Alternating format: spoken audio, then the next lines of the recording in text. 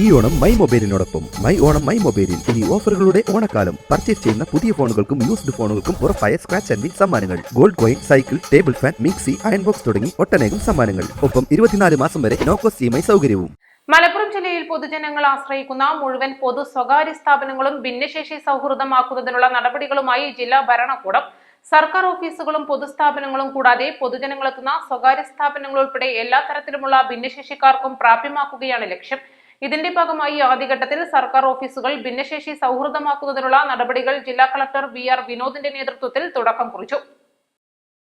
എല്ലാ സർക്കാർ ഓഫീസുകളുടെയും നിലവിലെ ഭിന്നശേഷി സൌഹൃദ സ്ഥിതി പരിശോധിക്കുന്നതിന് ആക്സസിബിലിറ്റി ഓഡിറ്റ് ആരംഭിച്ചിട്ടുണ്ട്.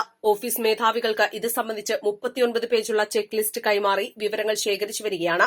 സിവിൽ സ്റ്റേഷനിലെ ഓഫീസുകൾ സമ്പൂർണ്ണ ഭിന്നശേഷി പ്രാപ്യമാക്കുന്നതിനാണ് ആദ്യ പരിഗണന നൽകുന്നത്. സാമൂഹിക നീതി വകുപ്പിന്റെ നേതൃത്വത്തിൽ സെപ്റ്റംബർ 10-നകം സിവിൽ സ്റ്റേഷനിലെ ആക്സസിബിലിറ്റി ഓഡിറ്റ് പൂർത്തിയാക്കും. സാധ്യമായ രീതിയിൽ എല്ലാ ഓഫീസുകളും ഭിന്നശേഷി സൌഹൃദമാക്കും.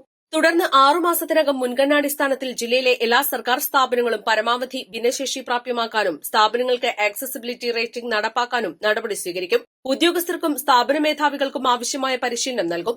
ഇത് സംബന്ധിച്ച് കളക്ടറേറ്റ് കോൺഫറൻസ് ഹാളിൽ നടന്ന യോഗത്തിൽ ജില്ലാ കളക്ടർ VR വിനോദ് അധ്യക്ഷത വഹിച്ചു. അസിസ്റ്റന്റ് കളക്ടർ VM ആര്യ, ജില്ലാ സാമൂഹിക നീതി ഓഫീസർ ഷീബ മുംതാസ്, ജില്ലാ legal services authority secretary Shabir Ibrahim എന്നിവർ പദ്ധതി വിശദീകരിച്ചു.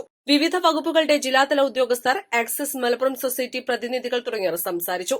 യോഗത്തിനിടെ ജില്ലാ കളക്ടറെ കാണാനെത്തിയ ബോപ്പി ചെമ്മണ്ണൂർ യോഗത്തിൽ പ്രത്യേക അതിഥിയായി പങ്കെടുക്കുകയും ഭിന്നശേഷി സൌഹൃദ മലപ്പുറം പദ്ധതി യാഥാർത്ഥ്യമാക്കുന്നതിനുള്ള ജില്ലാ കളക്ടറുടെ ശ്രമങ്ങൾക്ക് എല്ലാ പിന്തുണയും വാഗ്ദാനം ചെയ്യുകയും ചെയ്തു. East live, Malappuram.